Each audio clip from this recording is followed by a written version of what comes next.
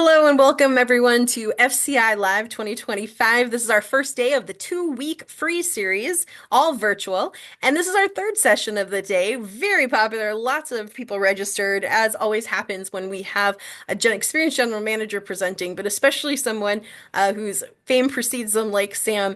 This is lessons from the first 2 years, a special session with General Manager Sam McCormick of the Assabet Co-op Market in Maynard, Massachusetts, that opened about 2 years ago as a startup food co-op.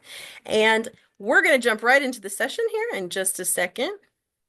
First, I just want to real quickly thank our FCI Live champion sponsors, National Co-op Grocers, Dot Co-op, and Colluminate for making tonight's session possible. All right, so with that, I'm going to be turning it over to Sam. Sam's got a couple slides, a few slides for you all. Some of you probably know Sam, have met Sam before. Sam has been a very generous leader in the movement who has shared their knowledge and their experience and with us numerous times in the startup food co-op movement. So very grateful to have them here to reflect on their experiences and lessons from the first 2 years and answer our questions. And I'm going to, at that, turn it over to Sam.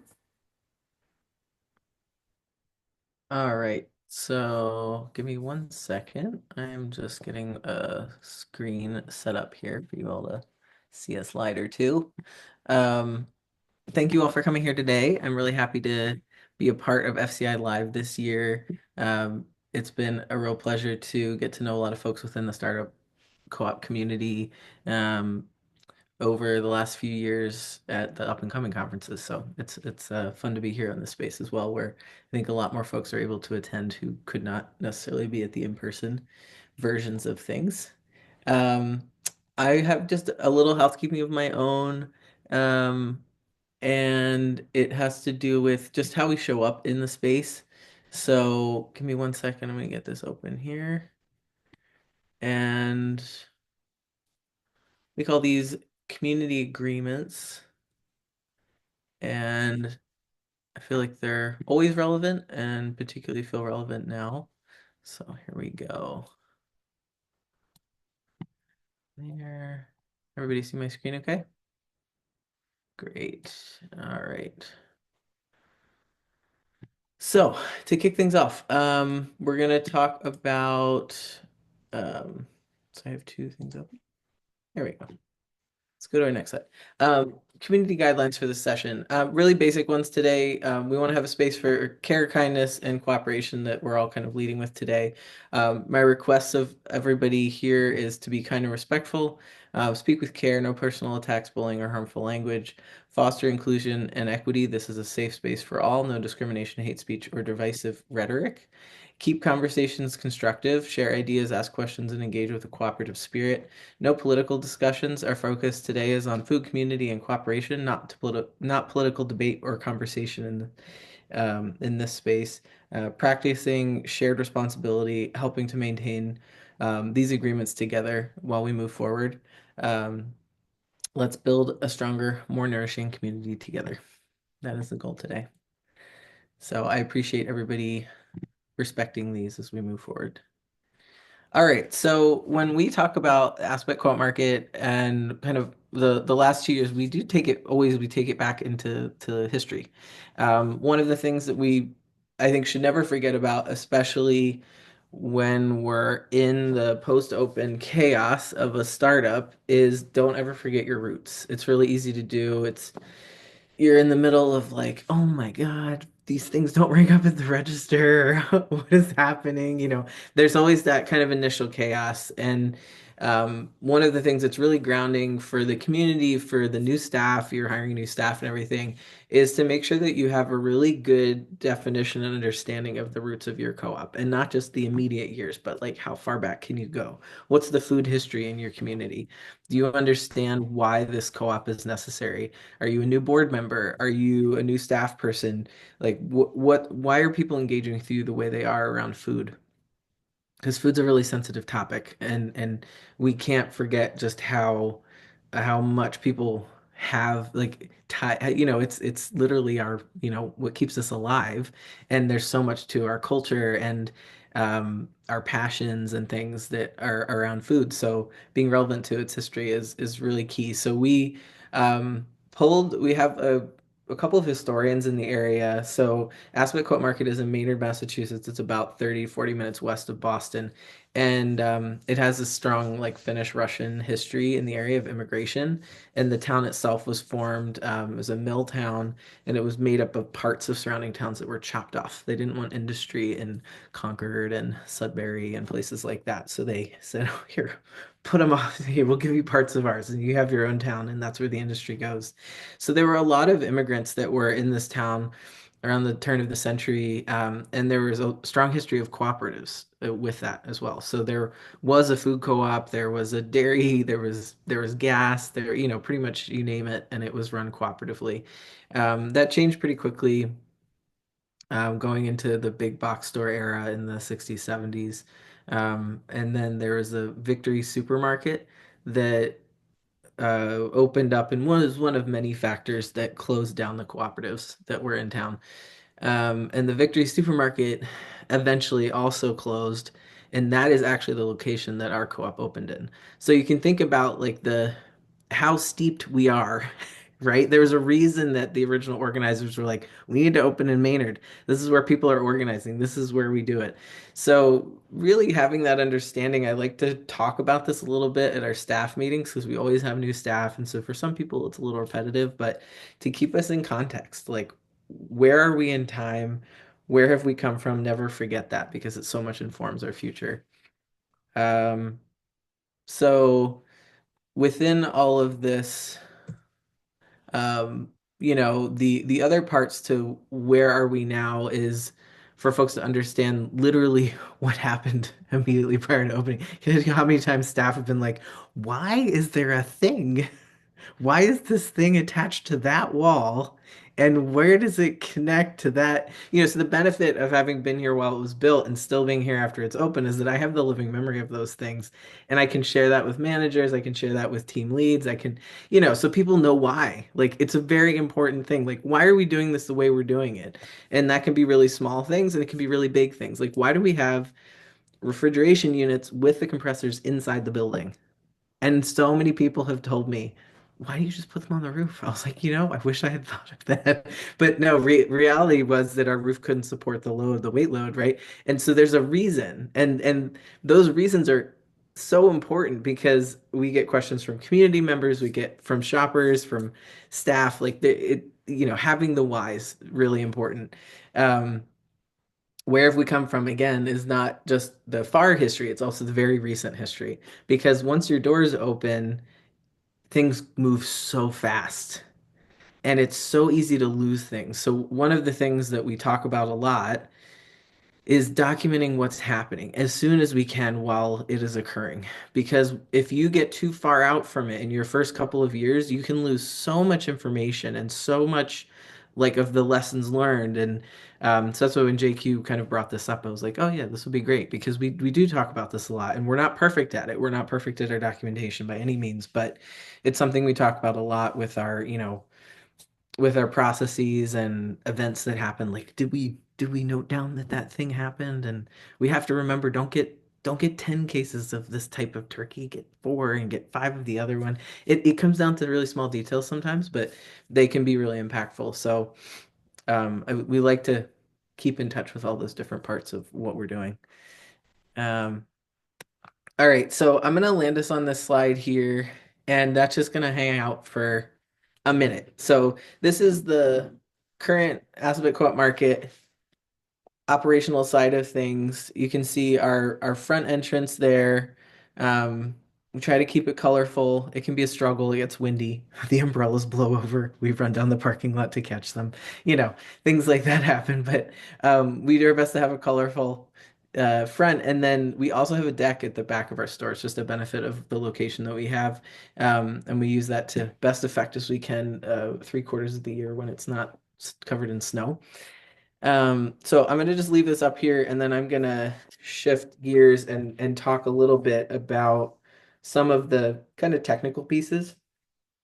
So within the first 6 months, I wanna take us like right into what the launching off was. So we had a lot of help to get the store open.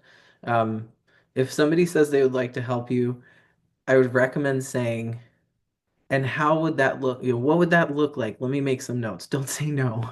Just see what they want to do. And then maybe there's some no's, right? There might be something that somebody wants to do that isn't like safe in a process, or sometimes volunteers want to do things and you have to be like, sorry, the construction crew has to do that. We can't do that as volunteers. But figure out what is available to you, because we're all in this position of going, we have not enough money and yet we want to do this thing, right? So when people offer to help within the co-op community, within your local community, like say like yes and just take some notes, get their contact information, and build up kind of a list, because you never know what's going to be helpful. So we had uh, a lot of support from volunteers kind of in literally like sweeping the floors, getting shelves put together, peeling the plastic off the inside of our walk-in coolers. It's one of the most tedious jobs, and we have some amazing volunteers who sat on the floor and just peeled plastic off the floor. Um, we had help from a lot of other co-ops. So we had some staff when we were actually stocking our shelves before the doors open. We had folks come over from River Valley. We had folks come in from some of our suppliers who helped to do that. We had a lot of support from NCG staff, and there was just a lot of people showed up. Um, there were folks from like just the New England community. Bonnie Hudspeth came down and both helped and wore her Bumblebee outfit for our opening week. It was great. Um, and and then in the days that followed, there's this like fall off that happens, right? And that's something that should be planned for. Like we have so much support, and we're like, open the doors, and then that support within about a week significantly reduces. It doesn't go away. We still had continued support from a lot of different folks in the co-op sector, but the work of planning for that moment, and do we have enough coverage, and do we have enough people with technical skills to pick up the things that have been placed in front of us, right? That was our big kind of work. And one of our goals, I remember for the first couple of months for our management team, was our first goal is that everybody needs to get 1 day off within the first month and a half. 1 day a week was our first goal. And we hit that. We did hit that goal. Everybody got a day off each week. It was random. It wasn't always the same one. Um, and then by the second month or so, and our one of our staff is on the call here today, so she probably remember. But after one of the couple months, it was like, okay, we're gonna get 2 days off a week for our managers, because frontline team members we prioritize. We're like, we need you here, we need you working, we need you functioning. So like, here's your schedule. You're gonna have a fixed schedule. For the management team, for us, they're all salaried, and so we're like, we're working, we do whatever has to get done. That's what we're doing. And so by we opened in May 31st of 2023. So by August, the management team each had 2 days off. That was like the and they weren't synchronous, they were random days, and they happened when they happened. But and that might not seem like a big thing, but it in my mind it shows some of the structure that we were starting to be able to put in place, and the way that we were to give ourselves bandwidth. Having time off is hugely significant for our cognitive functioning, for our health and well-being, and for how long we can retain our team, right? Because if we burn people out too quickly at the beginning, we're not going to be able to hold on to those folks. They'll be there and then they'll be out. Um, and throughout that time, like going from opening day, so really beginning of, June was our first full month through to September, we had just a wild ride. And we had all of those things at the beginning. No matter how well we planned our point of sale system, we had stuff that didn't ring up on opening day. By our grand opening a few days later, we had far more things that rang up, which was really great. By, our first full week, everything was working a bit more smoothly, but there were so many parts of the system that our staff as a team had never worked with before. And so inevitably, this was just a huge learning curve for everyone. So it takes a lot of perseverance in those first few months, and a lot of forgiveness. One of the things that I would try to not do is to I would try not to hold staff to too high of a standard, which doesn't mean we didn't have standards, but it meant that the expectation was our first priority is to like serve shoppers, make sure that things are happening. And if we needed to fix things, we had a lot of grace in how we treated situations and took care of things with our, especially our frontline staff. Um, our biggest challenge after the first couple of months was we're in Massachusetts and it does get warm and sunny here, believe it or not. We do have very warm summers, but a lot of people go away. And because we opened post-pandemic, like post the height of the pandemic, it was one of the first times that people had a chance to go away. So, or had like deemed it safe enough to do more significant travel. And it hit us really hard. So June, July, August. That was our trajectory, and it was combined with the fact that we're a new space and we hadn't really gotten all those shoppers in there who knew who we were, we didn't have the resilience that you have after a few years. So it really kicked a few things into high gear because we opened without enough cash. We knew we did this because we knew if we didn't open, the cash would just continue to run out and we wouldn't have any more coming in. So we went full steam ahead, but because the fall off was so much more quick than had been expected, we had to pivot pretty quickly. And the work that I was doing with our finance manager and our board was to really rapidly come up with a plan for how we were going to get more funds in to sustain us. And it was within that startup mode, we were pretty good at responding to fires, but it's exhausting, right? So we went from the initial chaos of the store opening right into like solvency and how do we get to a place of not even cash positivity, but neutral enough that we weren't losing nearly as much money. And it meant that we had to start planning to do work from then moving forward that would rapidly speed up our growth and development to a point that's not typically done. There's usually enough money that you get a few years to really kind of mess up for a little while. And we didn't have that benefit.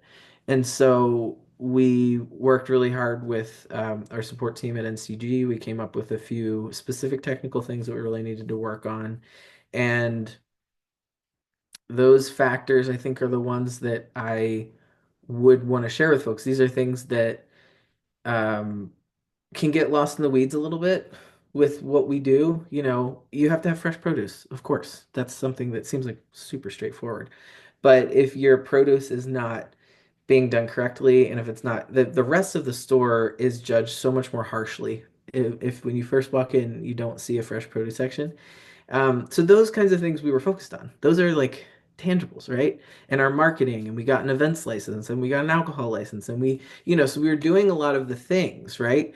Um, in this photo, there's people sitting on a deck. We had live music. Like we did those things, and those were great because it did help to bring people in. It did help to generate stuff, but the real shifts for us were when we focused on the most boring, but specifically the most grocery parts of running a store, right? So ripping apart all of our margins. Are we selling things at the right price? Are we selling the correct things at the right price to the right people? And then the people coming in, if they don't want those things, can we then pivot and bring in new things, right?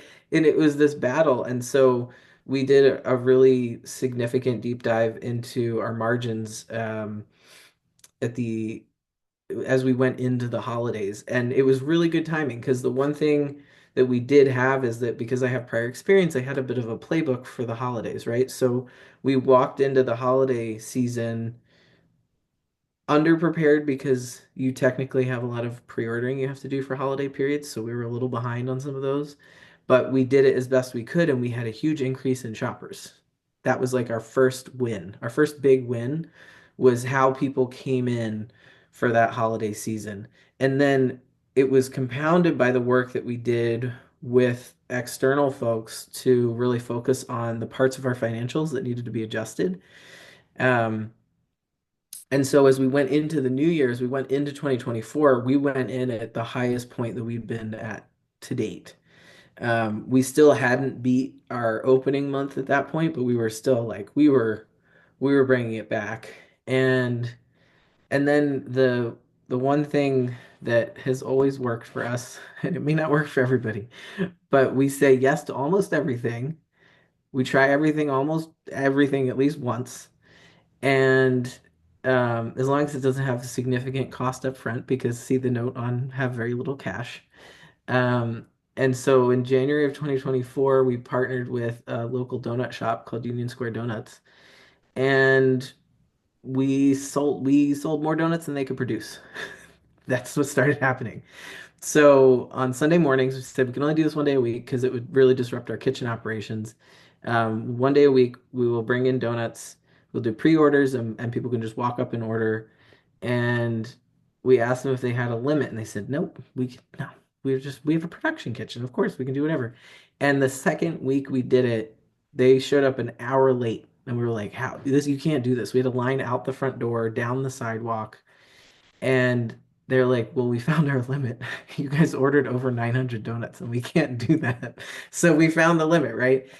So we sold for a while, we had like 800 donuts. That was the limit. And we would sell that with regularity. Now it's evened out. Now we do like 300 to 400 donuts. But, it was like finding a thing. It connected people there was like a missing piece. There weren't great donuts in the area. It's not healthy food, but it's good for your heart, right? Like we think of healthy in many different ways. See note on like Gabby has an awesome presentation next week, I think, on this. Um, and it was just something that engaged people. It was different. You couldn't find it anywhere else, right? And so we continue to say yes to things like that in the midst of what we were doing. So it's like having some wildly different paces. I think that's something to keep in mind. So there's some work within these first few years that has to be really steady. That's the work of finance. That's the work of our IT manager. That's the work of our front end. Everybody's work day to day is very rote. You bring product in, you stock it on the shelf, you do all that. But can we do it better? Can we fine tune it? Can we find a process that's a little bit more functional for our space, but still does the process the way it's supposed to be? So you have a lot of those things that are happening, and then for us, we've had to balance it with and what's going to get people's attention, what's going to bring them in. And typically it's finding things that are different than other places around. It's also leaning into values that we have as our founding values. Our ends policies really guide everything that we do. Um, and we lean heavily into that. And so we have a running joke. No llamas on the deck. So some of you might know Lauren Bell. He's been with the co-op long before I was. He used to be a part-time outreach and communications coordinator here, and now he's our produce manager and still does our communications work and our events. And he's the person that I have to say yes or no to most often. And he's the one who will be like, what if we and then I have to be like, what's gonna come out of your mouth? And one time he said, what if we have llamas on the deck? There's a local farm that has alpacas and llamas, and we buy their products. They sell like wool scarves and gloves, and so we sell that, but they also have them certified so you can bring them into like a nursing home and they're care animals. And he's like, what if we have them on the deck? And I was like, no, no llamas on the deck. They'd have to walk through the building. They'd probably fall through the decking. No, we can't do that. But the idea was great, right? The idea was like, it's something wildly outside of what you'd expect to find at a food co-op. And so that continues to be our theme is how can we do the rigorous work that's really boring of what grocery stores are? We can never forget that that's what has to be functioning at a high level is we have to have a grocery store that is not seamless. It's always going to have bumps. There's always going to be a tech there fixing refrigeration. But do the staff know and have they documented what their good process is in order to make things happen repetitively well, the same way, day in and day out? And then what do we do that engages the fun side of things? And I know there's some folks that say we're a little wild to be doing that as a startup, that that's not stuff that a lot of people do. Most people focus on the just have the store does the store thing, and but for us it didn't work. That's not how it works. Our community is very much wanting to engage with something different and something that they don't see. So we kept in that movement, and we had a new chef that came in the beginning of last year. And so to keep that kitchen engaged, there's a cafe inside the building as well as on the deck. And so it was like, all right, well, let's start doing made to order lunch. We only had things in our deli case to then. So in the spring, we started in March into April, we rolled out made to order lunch. And and then we rolled out doing a weekly special. So that meant we always had something different that you could get along with a regular menu. And those kinds of things have really helped to differentiate us because no one around us does that. No one has something different that you could get for lunch. And it gets posted on social media, and people come in, and we get like a line of 40 people. They'll want to come in and get lunch on a Thursday when the special is announced, right? So it's like having those pieces continuing while also continuing to do the really rigorous work of running a grocery store. And I will say that it is a little bit exceptional, and we wouldn't be doing this without the team that we have. We really have an exceptional group of folks, and that's something though that I think we can all find. We can all find exceptional people, and then it's how we engage with them and retain them, and how do we say yes to enough of the ideas that keeps them engaged, but not to the detriment of the space. There's a balance in all of it, right? And we do talk about that in a place like ours where the cash is tight. There still has to be abundance on the shelves, right? That's the best. It's a literal thing. It's not an analogy. It's what has to happen. You won't sell 5 heads of lettuce if you have a shelf that could fit 20 because you have 5 heads of lettuce sitting there. You might sell two. Those three are going to sit there. They're never going to sell. If you put a false backing behind it and put 10, you'll sell more, right? And it's not false advertising. It's just how do you show what you have to best effect? And then how do you keep that refreshed? That means you have to have staff there to restock it. If you have 10, you give a gap the minute somebody takes a head of lettuce. So put another head of lettuce there, right? So some of these things are very like uh, practical, and you have to think outside the box because for us, our retail square footage is around 6,000 square feet, and it means we're bigger than some startups that are currently opening, but we're not huge. We're not 20,000 square feet. We're not the size of a big box store down the street that can fit anything you want in it. So, we kind of have constantly had this balancing act that we're putting in there. Um, Another big focus for us is to just listen to what the community wants, right? So our community has always had a bigger focus on local than organic. Organic's important, but we opened as a hybrid store, so we have organic, local conventional, and conventional. And so that means we have Similac on the shelves, and we have the most awesome greens that everybody has ever gotten, Johnny Putt greens. We've never, ever, ever not sold out of them since we opened our store. It's just a bag of greens, and it has a flower on top, and it's expensive. It's 18.99, something like that per big bag, and we can never keep it on the shelves. And then we also have a conventional product or a local conventional that's really budget friendly, right? And so we have produce sales every week. We have our grocery sales every week. It's keeping a balance, right? That's what a lot of this is. It's like, how do we find balance in it? How do we address what the community wants? If it ever comes down to a choice of like what we give more space, we go, what's selling? Let's focus on that. What if people asked for? Let's try that. Is there a way we could get some free product in so they could try that? Let's do that. If they don't like it, don't buy it. If you tried free product and they didn't, don't refill it, right? That was one of our learning curve moments. It's like, wait, did that just get refilled? I think we had to mark out like 5 of them. Why did we refill it? So, right, these are all like the learning things that we have to go through. Um, so I can talk about a lot more scenarios, and I'm happy to kind of tell more stories.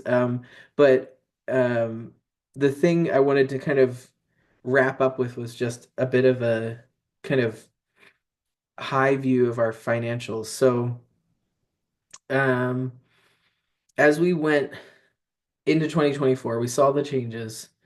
We knew where we had to put the work in, right? And so we knew pushing on this lever was going to produce this result. So we knew we had to push really hard. And so the first 6 months of 2024 was the time of real like development and learning on a technical level for our management team.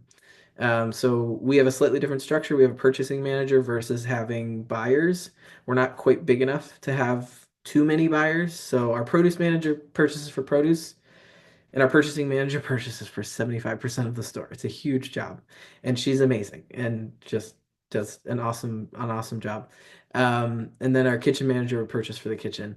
So our purchasing manager worked really hard with myself, with NCG and outside support to really figure out what the right components going into it were. We got some really great tools from folks. It's very practical ways that we had to go through these repetitive tasks of making sure every day, every week, every month we were pricing things correctly. That has given us the most direct cash flow of anything. Increasing our shopping base, yes, because then you sell more things, you make more money.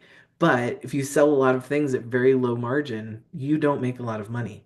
And so having equal emphasis on are we selling things at the right price and are we bringing people in to buy it happening at the same time is what really has worked for us. So, for those 6 months, there's a lot of effort put into the architecture of our purchasing and pricing systems.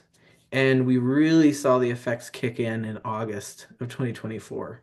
And since August of 2024, we have seen double-digit year-over-year growth every month. And I mean double digit. I mean like good double digits, anywhere from 25 to 50% growth year over year. So the work doesn't stop though. That's the hard part for the team. It does get easier though, and that's a really important thing because every time I'd sit at our management meeting, we have a weekly management meeting, and I go, okay, so let's look back at last week's sales, let's look at the week before, let's compare it to a prior period. And then I would go, guess what I'm going to say? Like, we need to do more, right? And that didn't mean that what we hadn't done wasn't significant. It meant in order for us to achieve feasibility over the next few years, that we had to have no pressure let up. It has to continue. That pace has to continue. And so it means we have to have very strategic focus.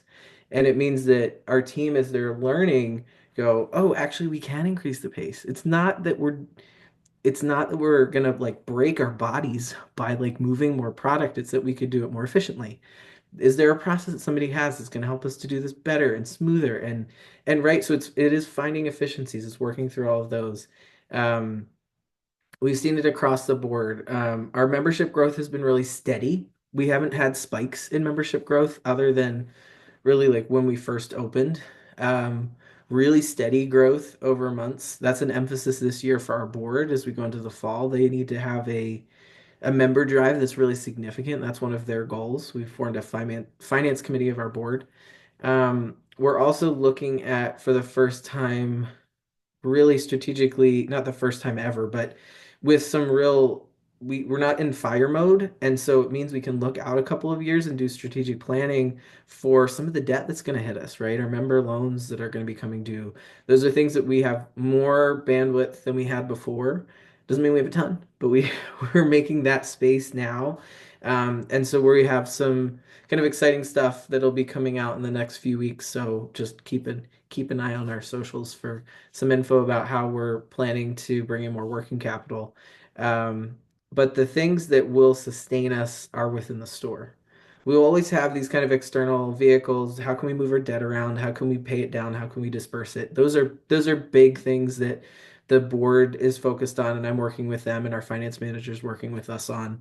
But the things that will turn us into the perpetual motion machine that is a grocery store that can sustain itself is staying really tuned in to the building blocks of our grocery store and then the fun confetti marketing pieces that make it a fun place to be.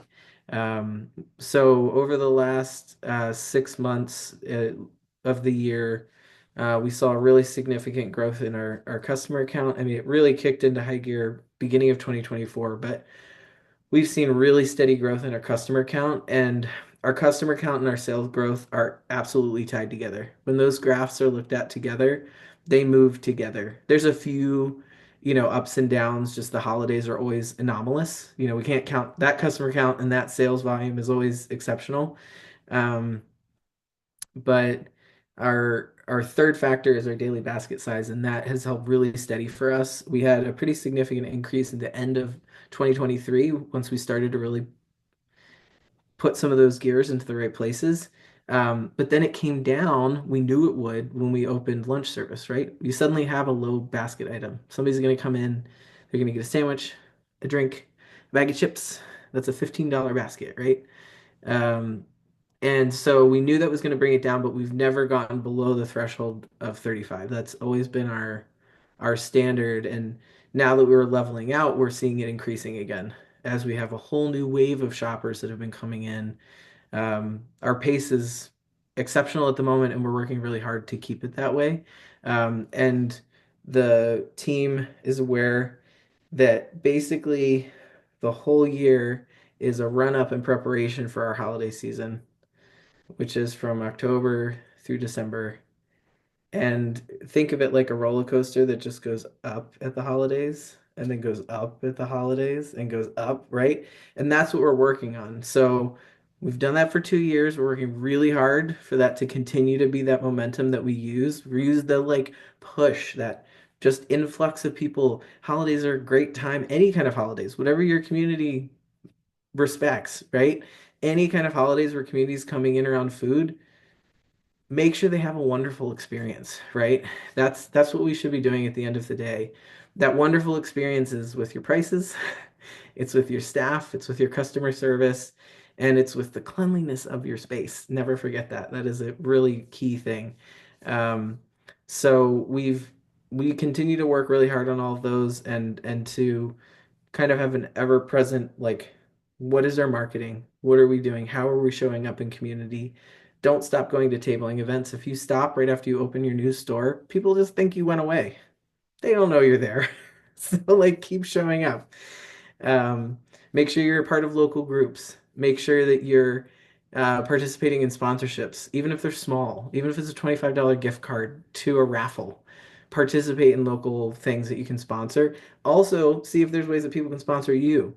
So we have live music in the summer, and we're for the first time working on getting sponsors for that. So we'll have a sponsors banner. It'll cover the cost of the musician, which is going to be great. That'll just be a few dollars that we're not paying out of pocket. But it's also a way for us to engage with the other businesses in the community.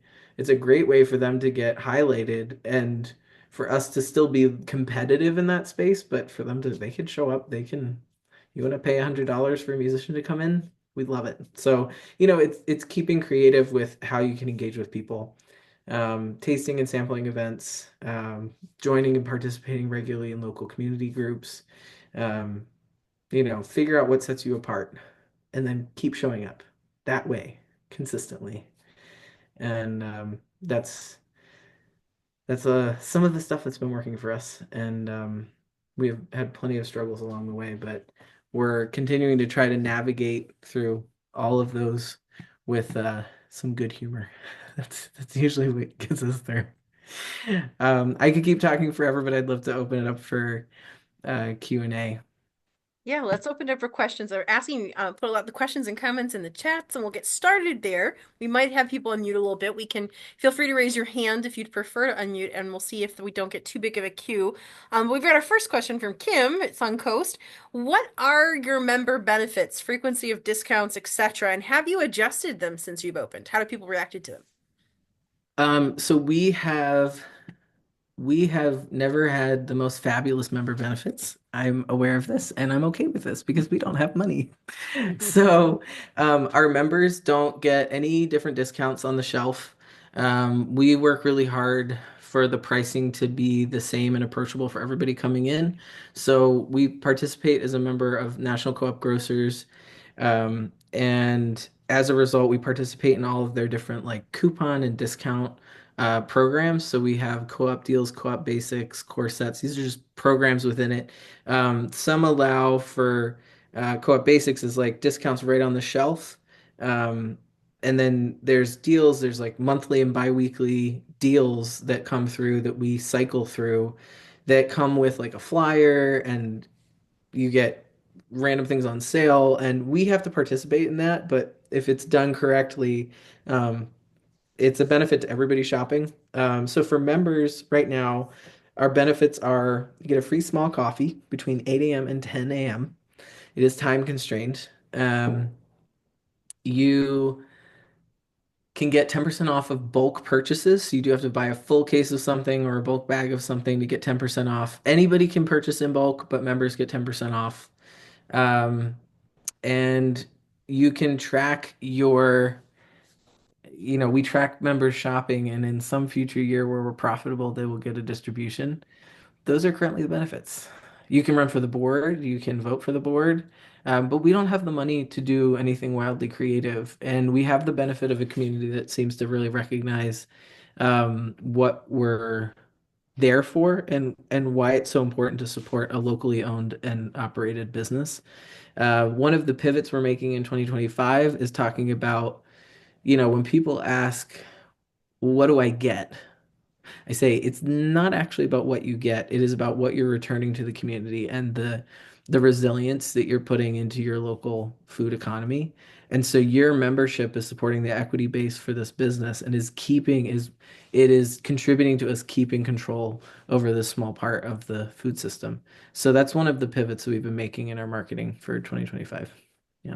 I support that. I found that we always overestimate how many people really need gigas and discounts to believe in their co-op and participate in it. So glad to hear that's been true for you guys too. There's a lot of questions coming in, but I'm going to pick and choose the ones that are most focused on startups needs now. We'll get through as many as we can. I do want to get back to this one. I knew someone would latch onto this one. So now I'm going to Sam, I'm going to get you for this one.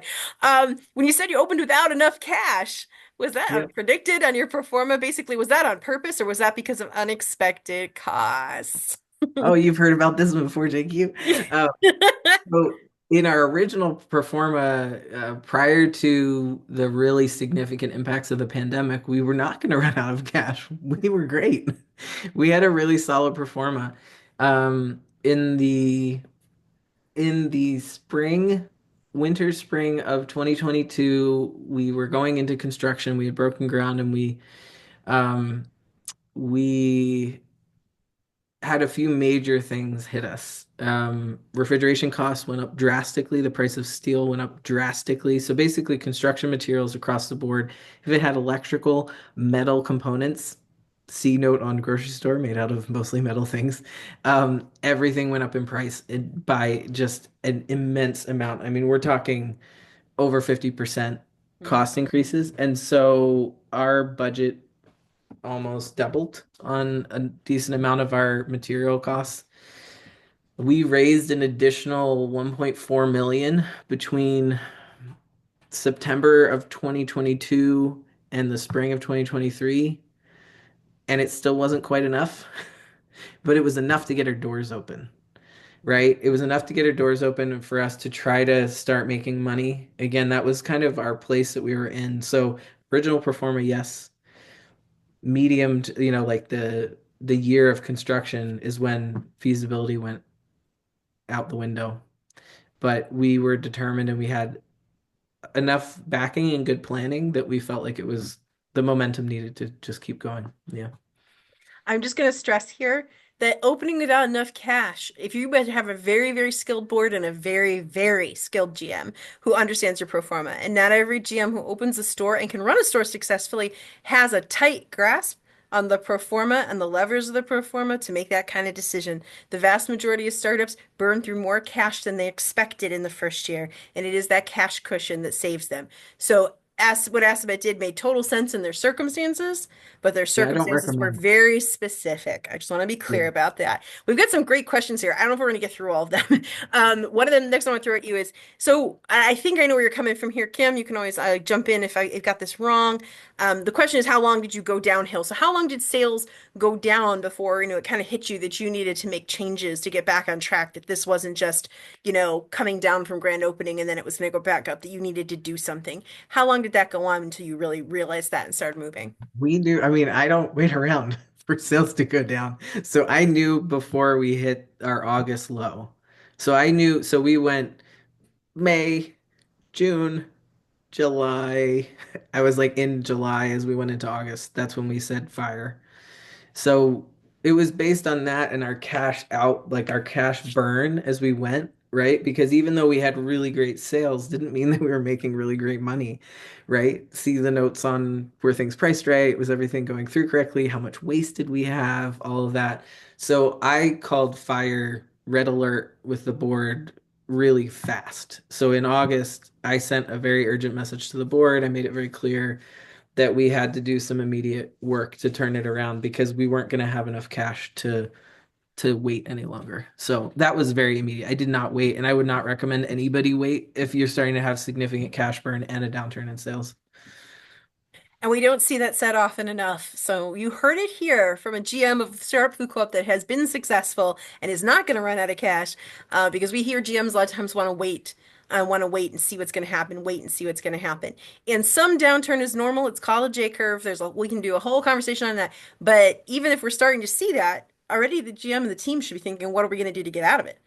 So, Because that's it keeps rare to hear. going after you've recognized it, it keeps going as you're doing the work to turn it around. So from when we knew to it wasn't until October that it started to turn back up. Mid-October. That's a lot of cash burn. That's like August, September, mid-October. That was a ton of money in there. So you've got to do it quickly and you have to have an effective plan and you can't be afraid to ask for help. This is not a moment of like egos and I know things. I was like, I know things and I don't do this all by myself. Like, why would I do this all by myself?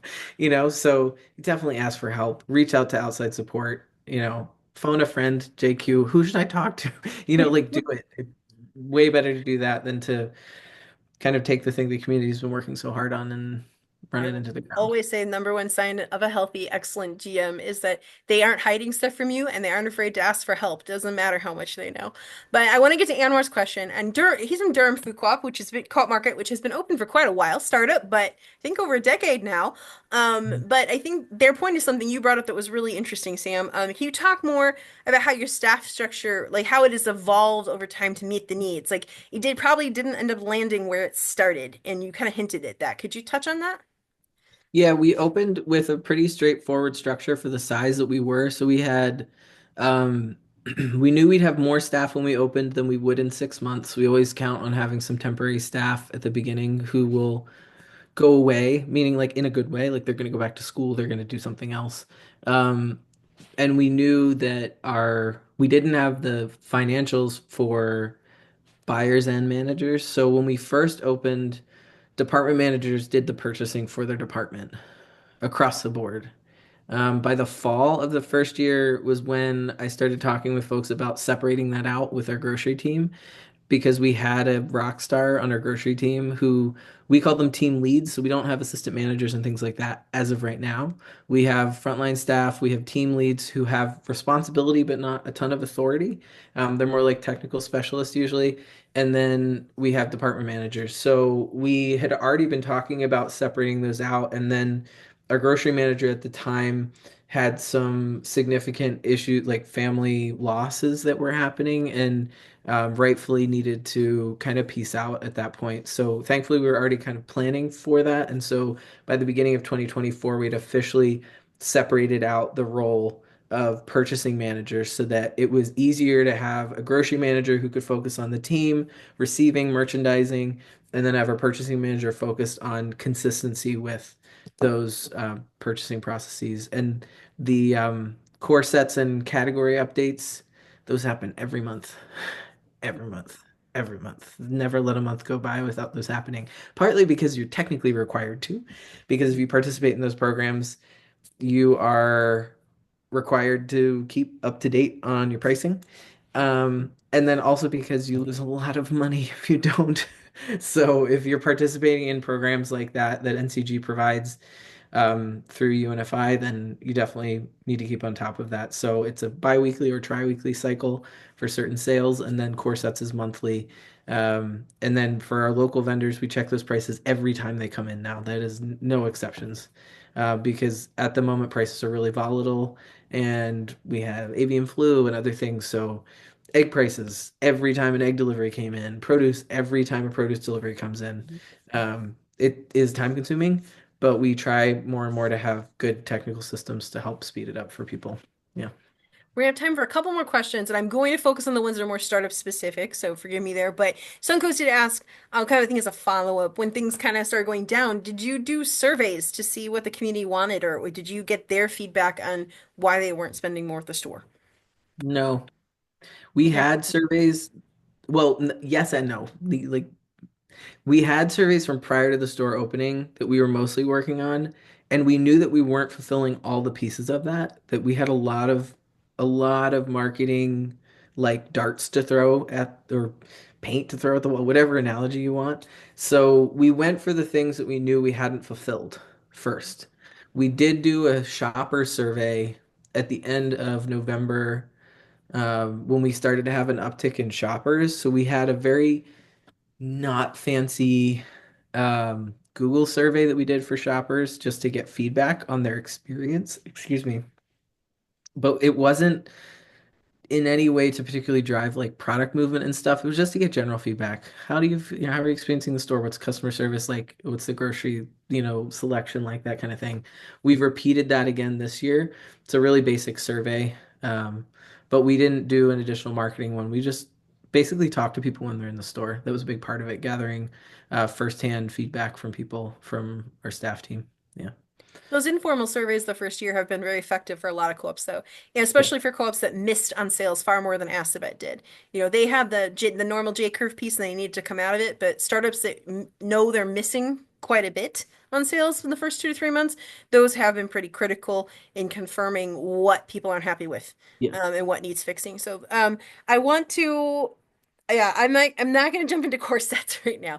I think I'm going to back up to something Emily brought up from East Lansing. I'm going to make this a little more startup specific though, which is just, can you talk about, like, as you open a store, there's still all of this board responsibility, communicating with members and owners, making the board directors, having meetings, nominations to run for the board, this communication work around the co-op piece, the cooperation part, the board governance piece. How does that work at your co-op? Is your staff handling that? Is the board? How are they working together? So we have a combo. We started working on this before the store opened, knowing that we'd need some of the components when the store did. And we also have changed it since then because you have to be agile to what actually works. Mm-hmm. So we have a communications committee of the board.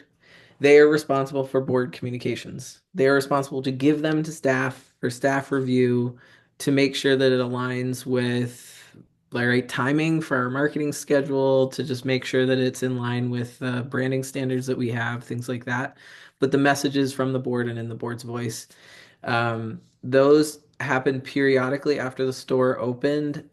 We've had annual meetings every year, and we have a whole timeline for nominations and communication with bylaws changes and all of that built in. And so it's the board's work to make sure that all of those components are happening. So, like, the board work is nominations, running that process, right? Seeking candidates, all of that. If they need marketing done for it, then they're responsible to work with me and our communications team to make sure that those things go out. And then I have the timelines, and then we're making sure that those pieces all work hand in hand.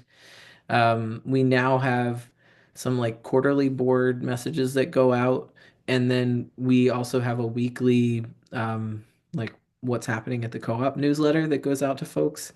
And so now if there's a casual thing from the board, we just include it in the weekly newsletter. We only do separate messages from the board if it has to do with the actual annual meeting process or a quarterly message from them. So I hope that was sufficient, but. I think it's a good start. I think that could be a whole webinar. I am going to real quick. We're going to wrap up the recording. Sam has said that they're willing to stay a few minutes after, and answer additional questions. So if you want to stay with us, please do. But first, I just want to take a minute. If you think of the busiest person, general managers are busier. So we are so grateful to Sam for taking the time to be here to share their knowledge with us. So just a big thank you to Sam. If you're here, you just received in your email a email from us asking you to take a 2 minute long survey.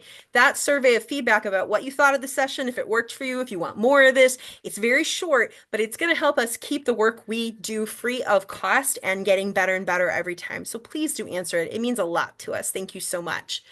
Real quick, tomorrow morning, one of the most requested topics we had this up and coming, or this, I'm sorry, FCI Live series, the other side of grants. Startup food co-ops are starting for the last 5 years to really get their hands on large, major grants to fund their food co-ops, which is phenomenal. But we're not used to it. Before this period, we didn't really get a lot of large grants in when we were funding startup food co-ops. And there's a whole other side after you win the award to getting those grants, to managing those grants, and we're all learning about it firsthand. So some of your peers from Bethlehem Co-op Market, Chicago Market, Prairie Food Co-op, and Suncoast Market will be here to talk about those realities. So, and then we also have tomorrow Getting the Store Open, a conversation from a different angle. We've had a general manager who has opened a startup food co-op and what that's been like on the other side. We're going to talk with Chris Dilly and Chris Gilbert, who have both project managed or interim GM opened a food co-op and what they ran into when they arrived and tried to get that store open, the relationship with the board, what was in place, and their lessons from that. Plenty more in the series the rest of this week through Thursday, and then Monday through Thursday again next week. And we hope you'll join us for a lot of them. Real quick, we just want to thank all of our sponsors again of FCI Live 2025. This is a record number of sponsors this year. It means so much to us that you all believe so much in the series, but also this is a vote of confidence in the startup food co-op movement, in you and the work you're doing. These organizations make not only the series possible, but so much of what food co-ops do possible. So thank you to them. And with that, we're going to wrap up.